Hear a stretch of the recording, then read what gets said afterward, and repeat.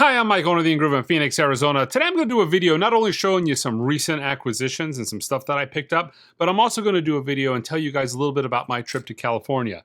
I don't often get out of town, but I had a kind of an opportunity to do a few things that I just couldn't pass on. So I figured I would tell you guys about that. So I spent 3 days in California. Day one was actually to see a concert. That was for Anthony Wilson. As most of you probably know, I am the distributor for Coherent Records. That is Kevin Gray's label. So far, there has been 2 records on Coherent. This second one is Hackensack West by Anthony Wilson. The first title was a Kirsten Atkins record.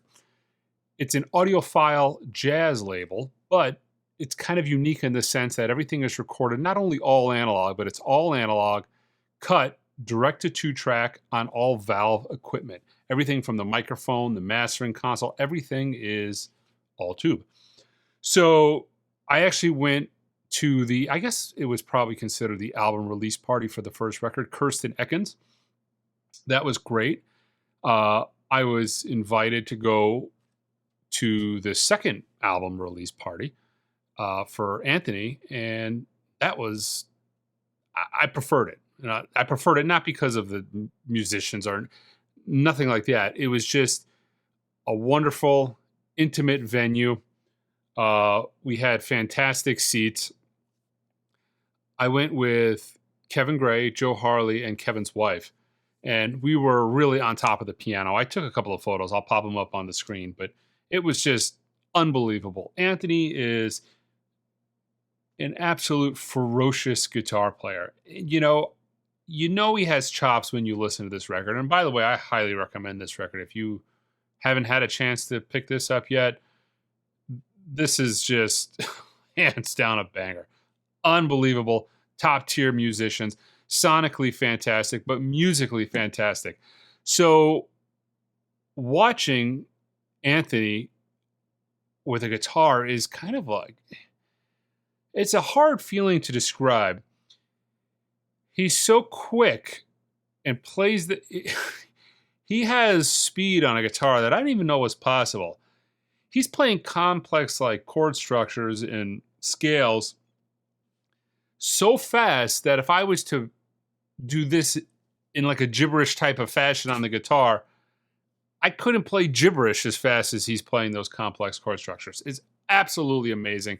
And seeing it in person was unbelievable. It was a great time, It was a supper club, so, there was steak involved, there was wine involved, there was the concert, plenty of talk about music. I'm there sitting across from Kevin to the right of Joe. There's plenty of conversation about music and jazz taking place. So it was absolutely incredible. That was Saturday. I drove out there Saturday morning. That was Saturday night. I got the album autographed. I showed it to you, but it was kind of cool to get the album autographed by all 4 musicians, but also the 2 people listed on the back, Kevin Gray and Joe Harley. It was just a great show all around. Those musicians are unbelievably talented. Jeff Hamilton being so close, he's kind of a jokester. You could hear him cracking jokes from the back of from the drum set. It was a great time. I hope to be able to see this group again. But I don't think this is a group of musicians that, as a 4-piece that tours in this configuration that often. But if they do, I'm there again. It was unbelievable. So afterwards, I met them all. I took a couple of photos with them, got the autographs. It was a blast. After the show, went to my hotel to check in. The front door was locked. There was nobody there. I couldn't get in, couldn't get a hold of anybody. It was like Hilton. Couldn't get a hold of anybody. Don't know what happened. I had to find another hotel. So got on my phone. I ended up going to Calabasas. I ended up doing a hotel in Calabasas just because it was a hotel brand that I was kind of comfortable with. So 20-minute drive, not a big deal. Went to Calabasas, got a hotel. The next day, I went with some LA record collectors, record shopping. I went with Jim, who runs the Record Collector News, which is kind of a record magazine in the LA area. And then I went with Rob, who runs a jazz channel here on YouTube. And we kind of hit a bunch of record stores. It was kind of nice because it was, in a way, I had a tour guide to kind of take me around. And, he's watched enough of my videos to kind of know what I like, what I'm looking for, and kind of was able to point me in the right direction. One of the things I insisted, though, that I wanted to do first was go to the Orange County Record Fair, which happened to be that Sunday that I was there. I had gone years ago. I set up, and I always had good success, always enjoyed it. And he kind of told me, no, it's not really the best show anymore. Let's just go to these other shows. I'm like, no, I want to go to the record fair. I should have took his advice. The show was not what it used to be. There was a lot of records there. I found a record, not for me personally. The only thing I'm going to show you guys, the only stuff I will show you guys is stuff I got for myself. I did pick up records that I know that I could sell in the store. There's always, when you go into record stores, not everybody prices everything perfectly. So sometimes as a record aficionado, I can go into a record store and, well, that's mispriced. That's not priced. I could sell that for more. It's especially common when you go into a store, for instance, that specializes in punk or rap, and they have a classical section that's this big. You don't go, if you're looking to flip records, for instance, you wouldn't go into a punk store generally looking for punk records. You go into a punk store looking for classical. You go to a classical store looking for punk. So I always comb out the stores. But at the record fair, I found one record. It was a really solid Iggy Pop, The Idiot and Shrink. It was, I think, $30. Really underpriced. I picked that up. Then I left. We went over to Record Safari afterwards.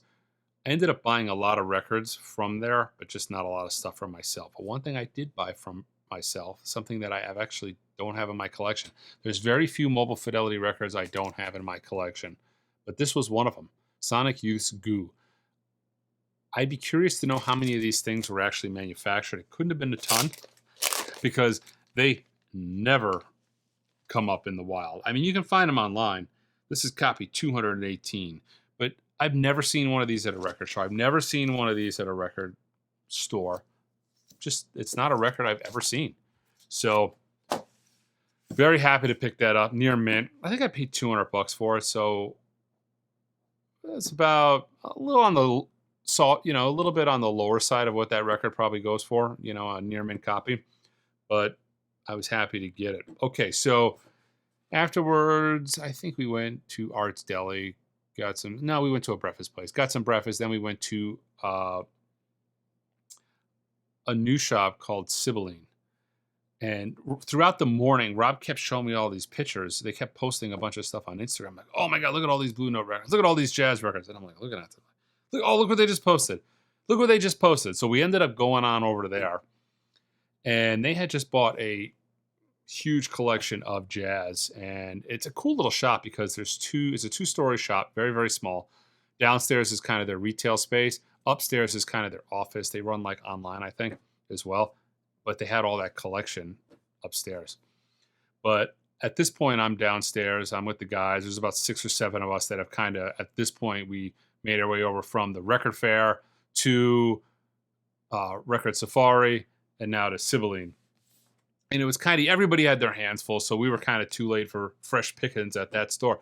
But what was neat, it's a couple that runs the place, but they would price a record and then they would they'd bring it downstairs and put it on the shelf. And I'll take that. And then you wait about 5 minutes later and you're chatting and we're all listening to jazz records. And, I think there was an Andy Blay. I think they play like an Andy Blay record, but no, I forget what they're playing. But, we're having a good time. We're chatting. We're talking about records. And then all of a sudden, they'd walk down with another record. Oh, yeah, here's this such and such Blue Note. And a lot of these records, they were sealed, but they were opening them to make sure that they were in good shape and they weren't warped. Then they would price them, put them on the shelf. And, yeah, 10 minutes later, they do it again. So if I wasn't with other people, there's a good chance if I was a local, for instance, I'd be there all day just hanging out, waiting to see what came down the staircase. What rare Blue Note was going to come down the staircase. But I got chatting with them, and they actually invited me up to take a look at what was there. And truth be told, I could have bought 75 records there, but they kind of wanted to keep it, you know, for a little while, stretch it out, bring it down a little bit a day. But they let me pick a few things and purchase some. So the collection looked like there were some original Blue Notes because a lot of them had made their way down and people had picked them up. But there was a humongous chunk of sealed, like late 60s, early 70s, Liberty era, United Artists era Blue Notes. And the first one I picked up, I actually have a copy of, maybe VG Plus, not a super clean copy, but a nice playable copy. And I found this sealed. Oh, how awesome is this? Brother Jack McDuff, moon rapping with a beautiful J.C. Penney sticker on it. That was the price code. That's how you determine the price of the records back in the day. This was price code E. You look on the wall, there'd be E, $4.99. D, $5, 99 cents. It was that kind of thing. I will, at some point, open this up, but I kind of wanted to show it on camera and found it a little bit sealed. The next record I picked out was a record that I've never actually seen in person. It is super rare. Super, super rare. Probably the most avant-garde jazz record Blue Note ever made, and that is Eddie Gale's Ghetto Music. Sealed. Cut out. So was the moon rapping. But look at this. Punched. Never seen a copy of this in any condition. They exist, but this is a rare Blue Note. This is not, especially for the era this came out. Maybe the late 60s. What is this? 42, 94. So late 60s. This is not a common Blue Note. Unipack. Records are your best entertainment value. Again, this is a record. Kind of a bummer that I'm going to have to open this and take that shrink off because the Unipacks you can't actually get to unless you completely remove the shrink. But I thought, again, I'll show this puppy first. How cool is this? And again, there's absolute tons of records over there that are like this that they're probably going to be dropping the next couple of weeks. If you're in the LA area, and I think maybe it's in Pasadena. I'm not super familiar with California. I don't go too much, maybe 20 times in the last 20 years. So if I was in the area, I'd be there quite frequently. Duke Pearson's Merry Old Soul. I absolutely love this record. I was introduced to it actually as it came out originally as a Blue Note classic. And it's great. When it came out, I was playing it all holiday season long. And then periodically, I think I probably threw this on the turntable last month. I play these records quite frequently. I love playing holiday records in June. It's especially when it's in Arizona and it's nice and toasty. There's nothing better than just putting on a nice Christmas record, making you think of cooler times, But I love this record, and again, another sealed copy with a punch out. Again, I didn't want to be greedy. I could have pulled out more. They probably would have sold them to me. I didn't want to be greedy. Great. I mean, they weren't giving these records away. They were going for like tops dollars or close to it. Do you know what I mean? But it's 100% reasonable. The pricing is good luck ever finding these records in this condition or sealed. I mean, these are the proverbial hen's teeth. So the price was not a problem for me. I picked this up. This was probably something that they opened. John Patton's Understanding. Again, this was like the record, they had to open this. I think this is one they just opened and brought down. But look how perfect this cover is. Look at this record. So picked that up. Picked up a few other records, but this was the most exciting stuff. Then I headed over, I think we went to a place called Atomic, which their air conditioning wasn't functioning or was off that day. And my brain stops working indoors at about 80 degrees. So I couldn't do really any concentrating, thinking. I did find this on the wall. And this is a record that I've had in the store 20 times. They're always trash. And they're always trash because it's a kid's record. Batman and Robin on Tifton. The best part of this record is not only the cover, but it had the inner sleeve, which the copies that I had almost never had the inner sleeve. It had the inner sleeve. It was super clean. And the music on this is fantastic. It's not just a kid's record. The band on the record is actually the Sun Ra Orchestra. So kind of a known quantity within the jazz community that this one random Batman record has the Sun Ra band on it. So yeah, I picked that up there. But again, I didn't really do much digging in that store because it was hot. And I guess, if it's 80 degrees and I'm outside, 85 degrees and I'm outside, it's fantastic weather. That's great. But if I'm indoors and I'm perusing records, I'm pretty miserable at 85 degrees. We went to another record store. I'm trying to think where the hell this was. Maybe, I don't know. I don't know what record store this was, but I found a couple of records, and not particularly rare records, but records that you're never going to find in this condition. Check this out. Al Green, Living For You. Beautiful. Minty, minty, minty copy in the shrink with the hype sticker. Super clean copy. Finding Al Green records on high and good condition are unbelievably, they're difficult. They're just difficult to find. This next record, I didn't even know if this record existed in this condition. When I saw this on the wall, I think it was $75. When I saw this on the wall, I looked at it a couple times and I'm like, boy, that looks original. Maybe this is some like Scorpio pressing, or I'm like, I need to see that. I think their comment to me was,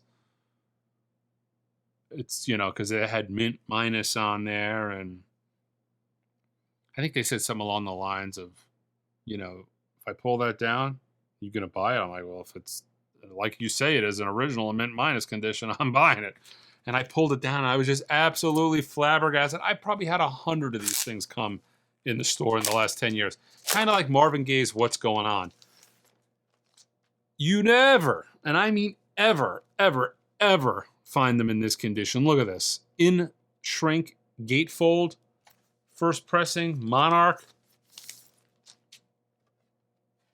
This record is as perfect as it's going to get for a record from the early 70s. Will not find better. I was so flabbergasted at this particular purchase as opposed to anything else. I ended up telling Rob on the way out, I'm like, I wouldn't take $300 for this record. You will never, ever, ever find another one in this shape. It's unbelievably difficult to find this record anymore, period. But when you do it, they're like VG is like a solid grade for that record. Okay, so that's it with the stuff I picked up in California. I've got some more stuff I'm going to show you guys, but that was Saturday. Sunday, I had, that was Sunday. Monday, and unfortunately I can't tell you guys about any of this yet, but I will at some point in the future tell you guys about this. I made video when I was there. I just got to get everything cleared. I got to wait for the official announcement, but I got to sit in on a mastering session with Kevin Gray. There's so many things I want to say. I'll be eternally grateful to Kevin for what I got to witness and experience. I wasn't just sitting in on, a record session. It wasn't just a record. It was a record. Unbelievable. And I'm dying to tell people, I've been asked 500 times, don't email me. I don't care if you're my best friend, if you're my sister, if you're my father from the grave, stop asking me. I'm not going to tell you what it is. It's not going to happen. Will not happen. But there will be a point in time where I get to tell you what it is, share my experience with you, show you guys my video, knock on wood, I hope. To be a part of it was a mind-boggling experience. It would have been fun if it was just a record. To be able to go to Kevin, sit down in the producer's chair, to sit in on Kevin doing an all-analog master tape, lacquer cutting, that would have been a privilege in itself. But what I got to see, and I got to be a part of, was another level. It was you can't see the level because the level was so high. It was amazing. I think it'll be towards the end of the year or maybe fall when I can start talking about it. But, oh man. Bookmark your calendars for amazing story time in 3 to 4 months. It's going to be great. Okay. I did that on Monday. I got in the car. I drove back home. That was my trip to California. It's good times. I did film video, though, on Monday, like I said, for that. But, yeah. Okay. I've actually picked up a lot of really cool stuff this week in the shop. I'm going to start with some records I pulled out of some boxes just hanging in the back room. This is part of the Tucson collection. Slim Harpo's Baby Scratch My Back on Excello. This is a record that is so difficult to get clean. I don't have one. Actually, I do have a copy of this, maybe in VG shape. I'll bring that to the store and sell it. But yeah, lo and behold, this was sitting in the back room the whole time. Okay. This purchase I made online. I'm a huge Lana Del Rey collector. I probably have about that many Lana Del Rey records. It's kind of obnoxious at this point. People laugh. They're confused. Mike, you talk about jazz. You talk about all these great blues records, classic rock records. What the hell are you doing collecting Lana Del Rey? I absolutely just love Lana Del Rey. It's just, everybody's got to have something new they listen to. And for me, it's Lana Del Rey. But for some reason, I got caught into collecting Lana Del Rey early on. And I don't really do this with any artist. I probably do it a little bit with The Wall. I've got a lot of copies of The Wall. But Lana Del Rey, I collect not only every record, but every variation of every record. So different hype sticker, different pressing plant, different pressing, different mastering, different country, different color. And with some of these newer artists, they get a little bit obnoxious with the variations. This just happened to be one that I missed out on the first go around that I just found online and added it to my collection. There's only about 4 or 5 of her records that I'm missing. But yeah, this is the alternate cover for Norman Rockwell. This is the Urban Outfitters exclusive color variation. So I added that to my collection. Another record that was in the back room. I don't know where I got this from, but I actually have this record. It's just not in this good a shape. That is Introducing the Sonics, a very difficult record to get clean. This particular copy is not only clean, but it's in the shrink. So yeah. So that was kind of I don't even know where the hell that came from, truth be told. It just happened to be in my back room. Okay, another record that happened to be in my back room that I don't know where it came from is this Beach Boys, Summer Days. Look how clean this is in the shrink. You don't find early 60s, mid 60s Beach Boy albums clean. It's like Beatles records in this shape. You find Beatle records all the time. You find Beach Boy records all the time, but you don't typically find them like near mint in the shrink because they were good records and people played the hell out of them. So I got that first mono pressing of Summer Days, and I got a first mono pressing of Surfin' Safari. Check it out. Really clean. With the $3.98 price tag. Underneath, another price tag that was peeled off. Okay. The last record I am going to show you guys, I actually known about for 3 years. I bought this as part of the Tucson collection. I remember seeing it thinking, oh, this is awesome. And then it went into the pile and I just have kind of lost it for years. In that pile are 2 VG like plus borderline near mint Robert Ludwig Led Zeppelin 2s. Don't know where they're at. And I got a blue triangle UK pressing Dark Side of the Moon somewhere back there. They'll eventually be found, but as of now, I don't know where the hell they're at. But I finally found this, and that is The Who's My Generation. UK pressing, mono on Brunswick. Awesome. Minty, minty, minty. I was probably the first person to ever play this record. It was amazing. I don't think I can properly show you how perfectly clean that is. But it was nice to find this. I was missing this record. I didn't have a UK pressing of this. I've got some white label promo US copies, but yeah, super thrilled to be able to get this. So yeah, it's been a pretty awesome week. Hopefully I can do some more traveling and some more record digging elsewhere. But always fun to go to record stores. I thoroughly enjoy it. It's nice to be able to kind of get out of the heat and do it. All right, guys, check us out online at theingroove.com. Until next time.